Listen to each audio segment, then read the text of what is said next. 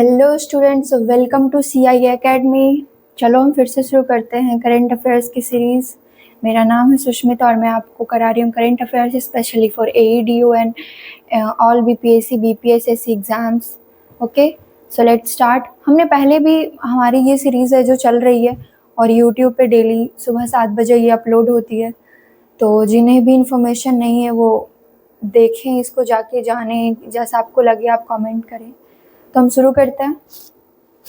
तो हमारा पहला क्वेश्चन ये कह रहा है क्या कि recently the central government, okay, ये बात हमारी सेंट्रल गवर्नमेंट की हो रही है। तो central government awarded the GI tag, GI tag की बात हो रही है। जीआई टैग अवार्ड दिया है किसने? जीआई टैग तो सेंट्रल गवर्नमेंट ही देती है। To the traditional Lepcha musical instruments, ये म्यूजिकल इंस्ट्रूमेंट्स के बारे में है, उन्हें जीआई टैग दिया गया है। और ये लेपचा म्यूजिकल इंस्ट्रूमेंट्स की बात हो रही है जो किस स्टेट से बिलोंग करते हैं। तो ये जो नाम है लेपचा, ये ज़्यादातर हमें इन्हीं शहरों में देखने के लिए मिलता है, मतलब इन्हीं राज्यों में देखने के लिए ऐसे नाम मिलते हैं।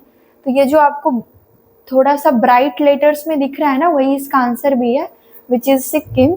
सिक्किम ऐसा राज्य है जहाँ पे म्यूजिकल इंस्ट्रूमेंट्स को, लेपचा म्यूजिकल इंस्ट्रूमेंट्स को जीआई टैग दिया गया है इस बार। चलो देखते हैं आगे। वही आपका ये हिंदी में है, आप पढ़ सकते हो कि हाल ही में केंद्र सरकार ने किस राज्य के पारंपरिक लेपचा वाद्य यंत्रों को जीआई टैग दे से सम्मानित किया है, तो वो सिक्किम ही हो जाएगा, है ना।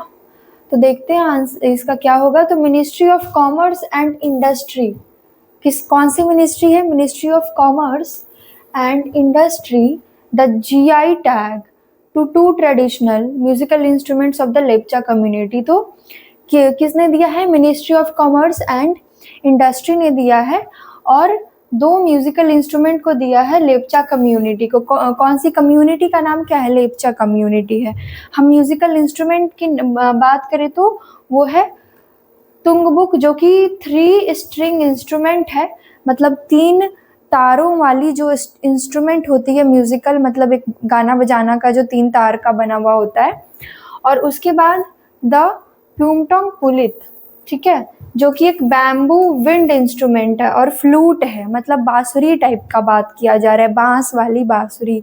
एक कहावत भी सुनी होगी आपने कि ना रहेगा बांस ना बजेगी बांसुरी, तो वही एक वो बांसुरी की बात हो रही है जिसका नाम क्या है? पुमटोंग पुलित, ठीक है, जो कि एक बैम्बू विंड इंस्ट्रूमेंट है और फ्लूट है, ठीक है। इसके आगे इसमें कुछ जानना नहीं है, ये बस प्रिजर्व कर रहा है वहाँ के हेरिटेज को, कल्चरल हेरिटेज को, इंडिजिनस चीज़ों को ये जीआई टैग देके, जिससे कि क्या उस चीज़ को भी एक नाम मिलता है ना, वहाँ के कल्चरल चीज़ों को भी एक नाम मिलता है। ये हिंदी में है, आप एक बार देख सकते हैं, इसको पढ़ सकते हैं। चलो यही है वो दोनों इंस्ट्रूमेंट यही है। अब अच्छे से देखो आप, ये क्या है? ये 3 तारों वाली स्ट्रिंग है, 3 तारों वाली स्ट्रिंग है ना। और ये बांसुरी है, बैम्बू की बांसुरी। इन्हीं दोनों को दिया गया है। इनका नाम क्या था? इनका नाम हमने क्या पढ़ा था? तुंगबुक और पुमतोंग पुलित। इसका नाम हमने क्या पढ़ा? तुंगबुक और पुमतोंग पुलित। क्या है ये? तुंगबुक, और ये क्या है?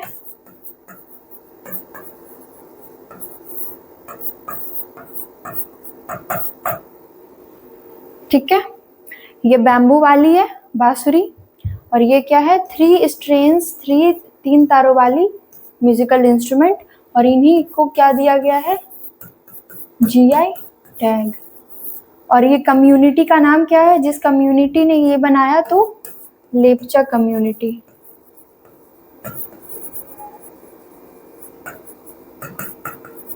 ठीक है।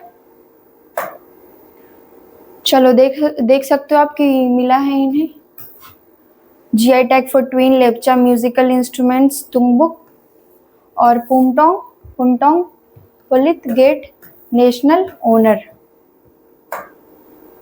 ये हमारा सिक्किम है। सिक्किम के जो बॉर्डर कंट्रीज है उन्हें आप याद रखो, क्योंकि ऐसे ना चीज़ें पूछी जाती हैं।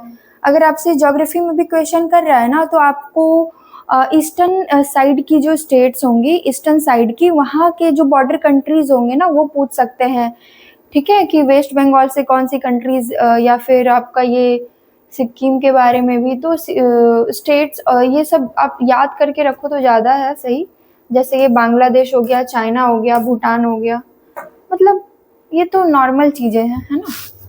अभी आप ये क्वेश्चन देखो, ये इंपॉर्टेंट है। Which literary work in the Hindi language has been selected for the Sahitya Akademi बाल साहित्य पुरस्कार। तो ये बाल साहित्य अकादमी पुरस्कार के बारे में है। हिंदी भाषा में किस साहित्य कृति को साहित्य अकादमी बाल साहित्य पुरस्कार 2025 के लिए चुना गया है? तो कौन सा भाषा होगा हिंदी भाषा में, मतलब कौन सी कृति है हिंदी भाषा की जो हिंदी में लिखी गई है? तो वो होगा 1/12, 1/12, ठीक है, 1/12। तो 1/12 को ही ये दिया गया है। And this book is memoir written by the author. Author का नाम क्या है? सुशील शुक्ला। ये किसने लिखा है? सुशील शुक्ला ने लिखा है। नाम क्या है इसका? 1/12। इसको क्या दिया गया है? बाल साहित्य अकादमी पुरस्कार, है ना। और ये कौन से लैंग्वेज में है? तो ये हिंदी लैंग्वेज में है। इसको चूज किया गया है बाल साहित्य अकादमी पुरस्कार के लिए। इसका नाम क्या है? 1/12। इसको लिखा किसने है? तो सुशील शुक्ला ने लिखा है, ठीक है। चलो ये देखो, where was India's first modern river ferry terminal inaugurated recently to boost river transportation and tourism. तो ये भारत में नदी परिवहन और पर्यटन को बढ़ावा देने के लिए हाल ही में भारत के पहले आधुनिक रिवर फेरी टर्मिनल का उद्घाटन कहाँ किया गया है? तो फेरी टर्मिनल, रिवर का नाम क्या हो रहा है? रिवर फेरी टर्मिनल, ठीक है, रिवर फेरी टर्मिनल, ठीक है, ये आपको याद रखना है। नाम क्या है? रिवर फेरी टर्मिनल, है ना। और ये इनॉग्रेट जो हुआ है, ये कहाँ पे हुआ है? ये इनॉग्रेशन कहाँ पे हुआ? तो ये हुआ है गुवाहाटी में, है ना। और ये इंडिया का फर्स्ट मॉडर्न रिवर है फेरी टर्मिनल, ठीक है। And the answer is Guwahati. India's first modern river ferry terminal was inaugurated in Guwahati, Assam, and it is situated on the banks of Brahmaputra rivers. ये किसके बैंक्स पे ये है? तो ये ब्रह्मपुत्र रिवर के बैंक्स पे है। ये इंपॉर्टेंट हो जाता है क्वेश्चन। अगर आपसे फेरी टर्मिनल के बारे में बात की जा रही है, आपको रिवर का नाम याद रखना है ब्रह्मपुत्र रिवर के बैंक्स पे। आपको जगह का नाम याद रखना है गुवाहाटी, है ना। ये दो चीजें आपको याद रखनी है। And the project aims to improve the multimodal connectivity and promote tourism in the region, ठीक है। and the terminal is equipped with modern facilities including 100-seater waiting lounge। तो ये 100-seater waiting lounge के साथ इस terminal को बनाया गया है। बहुत अच्छी मॉडर्न फैसिलिटीज दी गई है इसमें। And inauguration was a part of larger initiative to enhance inland water transportation. तो ये इनलैंड वाटर ट्रांसपोर्टेशन को, इस चीज को और इनहेंस कर रहा है ये प्रोजेक्ट इम्प्रूव कर रहा है मल्टी मॉडल कनेक्टिविटी को, टूरिज्म को, या प्रमोट कर रहा है। तो ये सारी चीज़ें तो आप समझ गए। इसमें जो इम्पोर्टेंट चीज़ है वो आपको याद रखना है। पहला कि गुवाहाटी में ये इनॉग्रेशन हुआ है। दूसरा कि ये पहला है, फर्स्ट है इंडिया का। तीसरा आपको याद रखना है ब्रह्मपुत्र रिवर के बैंक्स पे। चौथा आपको याद रखना है 100-सीटर वेटिंग लॉन्च है। और ये एक इनलैंड वाटर ट्रांसपोर्ट इंफ्रास्ट्रक्चर है। बस इतनी चीजें ही आपको याद रखनी है। इजी, याद हो भी गया होगा आई थिंक, अगर आप अच्छे से सुन रहे हो। चलो ये है, दिस इज, यही आपको दिख रहा होगा।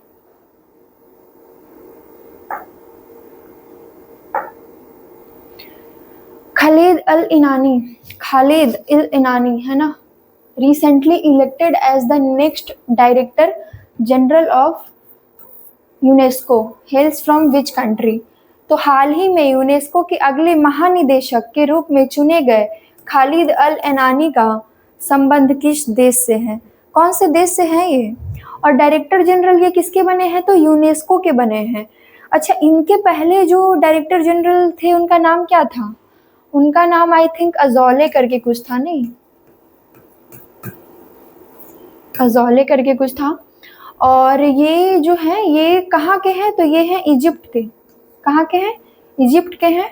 खालिद अल इनानी इजिप्ट के हैं, और ये पहले काफ़ी टाइम से ये मिनिस्ट्री संभाले हुए थे पहले भी, देख सकते हैं आप। Khalid Al Enany is Egyptologist and former minister of tourism and antiquities. Tourism और एंटीक्विटीज के ये मिनिस्टर रह चुके हैं इजिप्ट के, और इन्हीं को इलेक्ट किया गया है यूनेस्को के एग्जीक्यूटिव बोर्ड मेंबर के तौर पे, और इन्हें जनरल डायरेक्टर भी बनाया गया है ना। He will officially begin is his 4-year term as the 11th director general. ये कौन से नंबर के डायरेक्टर जनरल बने हैं, 11th। कौन से नंबर के बने हैं, 11th director general on November 15, है ना। किसको सक्सीड करा इन्होंने, हाँ, ऑड्रे अजोले। मैंने सही बताया था, पूरा नाम क्या था इनका, ऑड्रे अजोले। इनको हटा करके कौन आए हैं हमारे, तो आए हैं यही इनानी, खालिद अल इनानी। और ये कौन से नंबर के बने हैं, तो ये 11th नंबर के डायरेक्टर जनरल बने हैं, किसके, यूनेस्को के। ठीक है, यही हमारे खालिद अल इनानी, यही है। अच्छे से देख लो इनको, कहीं दिख जाए तो फिर देख सोचना कि मैंने देखा। चलो यूनेस्को के बारे में देखते हैं। ये तो मैं हर वीडियो में आई थिंक बता रही हूँ ना इन सब चीज़ों के बारे में। आप अगर अच्छे से देखो ना तो आपको अभी तक याद भी हो गया होगा, फिर हर दिन ये हो रहा है। तो चलो, ये क्या है, United Nation Educational Scientist and Cultural Organisation, UNESCO. Year of formation क्या है, 1945। Headquarter Paris, France. Sector education, science, culture, peace etcetera. और क्या इंडिया इसका मेंबर है, तो हाँ, इंडिया इसका मेंबर है। ठीक है,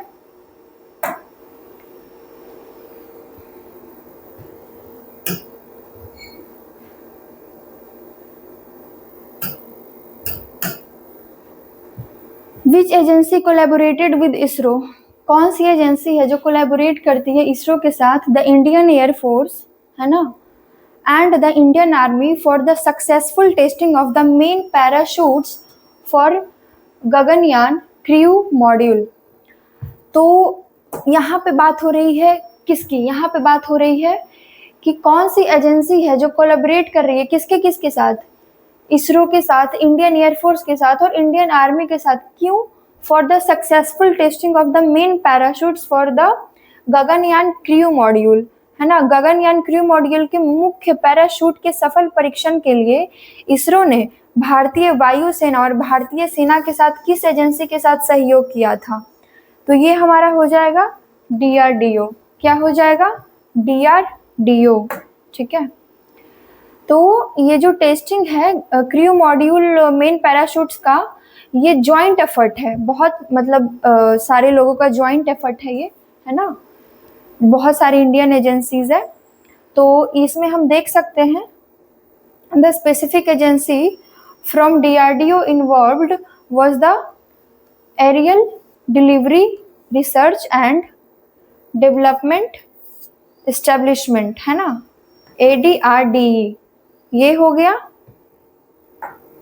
उसके बाद आप देख सकते हो the other primary collaborations were the Indian air force, Indian army and ISRO's Vikram Sarabhai space centre. तो इतनी सारी एजेंसीज ने मिलके ये पैराशूट क्रू मॉड्यूल वाला चीज ये किया है ना। And the test took place at the, कहाँ पे, Babina field firing range in Jhansi, Uttar Pradesh. यानी ये चीज़ कहाँ पे हुई है, यूपी में ही हुई है। अच्छा, पता है यूपी से रिलेटेड ना ये सारी चीज़ें हम नहीं पढ़ते हैं, डिफेंस के बारे में या DRDO के बारे में या फिर ऐसा कोई जॉइंट एफर्ट के बारे में। तो ये ना आप नहीं, मतलब अगर आपको क्वेश्चन आएगा तो आप नहीं सोचोगे कि नहीं यूपी वाला कैसे आंसर हो सकता है, लेकिन देखो यहीं से याद रखना है, यहीं से याद रखना है, अच्छे से याद रखना है। ये टेस्ट कहाँ पे हुआ है, तो ये कहाँ पे हुआ है, परीक्षण उत्तर प्रदेश के झांसी में बाबीना फील्ड फायरिंग रेंज में हुए थे, है ना। कहाँ पे हुआ है, बाबीना फील्ड फायरिंग रेंज, और ये कहाँ पे है, झांसी में। और झांसी कहाँ पे है, यूपी में है। ठीक है, यूपी में है। चलो डीआरडीओ के बारे में देख लेते हैं। तो defence research and development organisation established by government of India 1958, amalgamating 3 large defence organisation. तो इसके 3 जो डिफेंस ऑर्गेनाइजेशन है वो कौन कौन से हैं?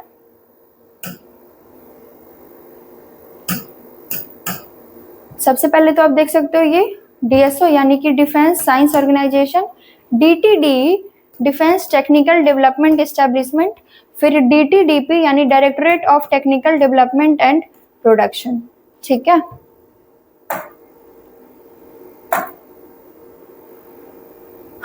चलो ये देखते हैं क्वेश्चन क्या बोल रहा है। रिसेंटली हु इनॉग्रेटेड, है ना, इनॉग्रेशन से related the Kumki elephant training, Kumki elephant training centre and project Hanuman aimed at mitigating human elephant conflict in Musalimi Duggu village, village का नाम ही अजीब है, आंध्र प्रदेश। ये आंध्र प्रदेश से रिलेटेड बात है, ये हमारे मेन एलिफेंट्स की बात हो रही है, आप इसको तो अच्छे से ही पढ़ो। हाल ही में आंध्र प्रदेश के मुस्लिमाडुगु गांव में मानव हाथी संघर्ष को कम करने के उद्देश्य से कुमकी हाथी परीक्षण केंद्र और प्रोजेक्ट हनुमान का उद्घाटन किसने किया है? तो प्रोजेक्ट हनुमान एक आया है, क्यों आया है? ताकि ये एलिफेंट और ह्यूमंस जो मतलब लोग हैं उनके बीच का जो भी संघर्ष है उसे दूर किया जाए। तो ये लाया है किसने? तो ये पवन कल्याण ने। ठीक है, पवन कल्याण ने। तो Pawan Kalyan the deputy chief minister and minister of environment and forest of Andhra Pradesh. तो पवन कल्याण कौन है? तो ये डिप्टी चीफ मिनिस्टर है और minister of environment and forest है। कहाँ के? तो आंध्र प्रदेश के हैं, है ना। और ये कुमकी ट्रेनिंग सेंटर जो है ये 20 एकड़ में ये फैसिलिटी दी गई है। ये कहाँ पे है? तो ये कौनिया वाइल्ड लाइफ सेंचुरी में है। ये पूरा ये 20 एकड़ का जो जगह है। और to train elephants to help manage wild herds, वहाँ पे एलिफेंट्स को ट्रेन किया जाता है। तो प्रोजेक्ट हनुमान क्या है? तो प्रोजेक्ट हनुमान ह्यूमन और animal neglect mitigation using nature based solutions के लिए ये पूरा ये प्रोजेक्ट लाया गया है। ये एक ब्रॉडर प्रोग्राम है, क्यों? Featuring modern technology and rapid response teams to prevent conflict. ठीक है, थोड़ा इसका प्राइमरी ऑब्जेक्टिव भी आप देख लें। तो क्या है primary objective? To save human lives, है ना, to save human lives and protect agricultural crops from damage caused by wild elephants. तो जो जंगली हाथी होते हैं, वाइल्ड एलिफेंट्स होते हैं, उनसे भी जो क्रॉप डैमेज हो रहे हैं, जो लोगों को परेशानियां हो रही हैं, चीज़ों जो भी हो रही है, ह्यूमन लाइव्स को सेव करने के लिए, एग्रीकल्चरल क्रॉप को बचाने के लिए ये बेसिकली ये प्रोजेक्ट लाया गया है। ठीक है, ये रहा हमारा Andhra Pradesh.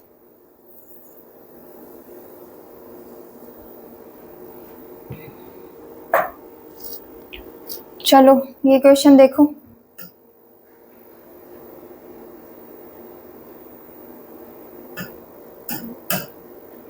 Which Indian Institute of Technology developed India's first indigenously developed quantum diamond microscope under the National Quantum Mission, है ना। तो राष्ट्रीय क्वांटम मिशन के तहत भारत का पहला स्वदेशी रूप से विकसित क्वांटम डायमंड माइक्रोस्कोप, यहाँ पे बात हो रही है क्वांटम डायमंड माइक्रोस्कोप की। अब ये तो नहीं सुना होगा क्वांटम डायमंड माइक्रोस्कोप, QDM, है ना। किस भारतीय प्रौद्योगिकी संस्था यानी कि जो IIT हमारा ने विकसित किया है? बताओ, IIT कानपुर, IIT लखनऊ या IIT मद्रास या IIT Bombay? What do you think? Is it Bombay? Bombay, yes of course, IIT Bombay. किसने किया है? तो IIT बॉम्बे ने, IIT बॉम्बे के पीक्वेस्ट ग्रुप ने भारत का पहला क्वांटम डायमंड माइक्रोस्कोप स्वदेशी रूप से विकसित किया है। बस इतना आपको याद रखना है कि पीक्वेस्ट नाम का जो ग्रुप है, कौन? पीक्वेस्ट यहाँ पे लिखा हुआ है। पीक्वेस्ट नाम का जो ग्रुप है जो IIT बॉम्बे में है और इसने ही डेवलप करा है first quantum diamond microscope, quantum diamond microscope को डेवलप करा है। ठीक है,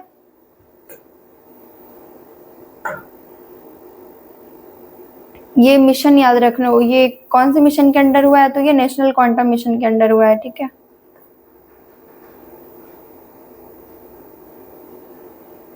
ये भी आप देख लो कि क्वांटम डायमंड के बारे में, लाइक यह उपकरण कमरे के तापमान यानी कि रूम टेम्परेचर पर नैनो स्केल रिजोल्यूशन पर गतिशील चुंबकीय क्षेत्रों की छवि बनाने में सक्षम है ना। मतलब कि ये कैपेबल है क्या, मैग्नेटिक फील्ड्स को इमेजिंग करने में, है ना। जो भी नैनो स्केल पे है, नैनो स्केल रिजोल्यूशन पे है, रूम टेम्परेचर पे है, तो उन चीज़ों में है। और ये यूज़ कहाँ कैसे होगा, तो use in fields like neuro science, material science, semiconductor industries. तो ये काफ़ी अच्छी चीज़ है, काफ़ी अच्छी चीज़ है, क्योंकि आप देख सकते हो कि ये कौन कौन से फील्ड्स में यूज़ की जा सकती हैं, neuro science, material science, semiconductor industries. ये रहा हमारा क्वांटम डायमंड माइक्रोस्कोप। चलो ये पढ़ो, क्या होगा इसका, क्या क्वेश्चन बोल रहा है। Who was recently appointed as the chairperson of the joint parliamentary committee on a major constitution amendment bills, है ना। क्या बोल रहा है, अपॉइंटेड यानी अपॉइंटमेंट से रिलेटेड ये क्वेश्चन है कि who was recently appointed as the chairperson of the joint parliamentary की बात की जा रही है, ज्वाइंट पार्लियामेंट्री कमेटी की बात की जा रही है on a major constitution amendment bills. तो कौन हो जाएगा, किसे नियुक्त किया गया है अध्यक्ष के रूप में, किसे नियुक्त किया गया है, किसे नियुक्त किया गया है, सारंगी है क्या, हमारी सारंगी है क्या, बिल्कुल सारंगी है। तो अपराजिता सारंगी, अब बीजेपी की मेंबर है वो, ठीक है।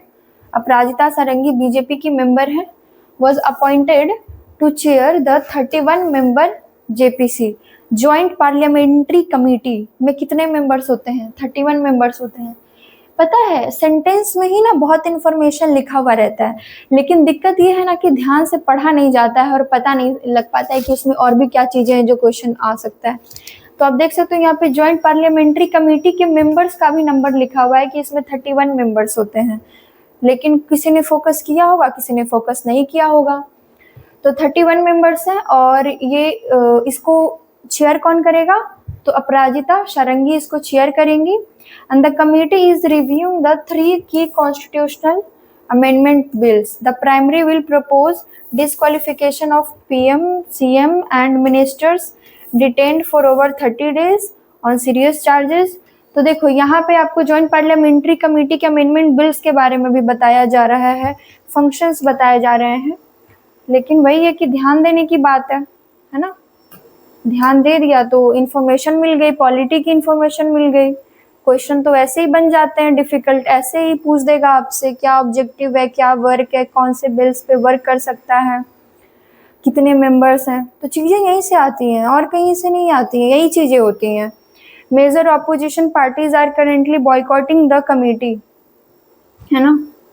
तो बहुत ऑपोजिशन पार्टी है जो कि इसको बॉयकॉट भी कर रही है। चलो, who became the India's first female racer to win the national karting championship, कौन है ये, who became the India's first, पहली female racer to win the national karting championship. अच्छा, कार्टिंग चैंपियनशिप के बारे में कुछ जानते हो क्या, भारत की राष्ट्रीय कार्टिंग चैंपियनशिप जीतने वाली पहली महिला रेसर कौन बनी है, क्या वो आरसी गुप्ता हो सकती है, क्या, हाँ बिल्कुल हो सकती है। तो आरसी गुप्ता क्या है, became the first ever female racer to win national karting championship, right. Karting championship की बात हो रही है और इसको जीता कौन है, आरसी गुप्ता ने, और ये पहली महिला रेसर बनी है कार्टिंग नेशनल चैंपियनशिप को जीतने वाली, ठीक है, पहली महिला रेसर बनी है। उसके बाद क्या है, she secured the overall crown in the Micromax class of 2025 FMSCI Indian Rotax Max national karting championship, ठीक है। And the young racer was just 9 years old at the time of her historic victory. भाई ये भी याद रखो, 9 years old only, it is like what is this. चलो आज हम यहीं पे एंड करते हैं। End of the class for today, आज के लिए। फिर हम आएंगे कल नए क्वेश्चंस के साथ, नए अच्छे क्वेश्चंस के साथ करेंट अफेयर्स के, और आपको पूरी तरीके से समझाने की कोशिश करेंगे। बस इतना है कि आप अच्छे से देखा करो, बने रहो, और अगर आपको अच्छी लगे तो आप अच्छे कमेंट्स करो। अगर आपको लगे कि कुछ और ऐसे क्वेश्चंस होने चाहिए टॉपिक्स, तो आप वो भी बताओ, और बस बने रहो और देखते रहो। Thank you for watching.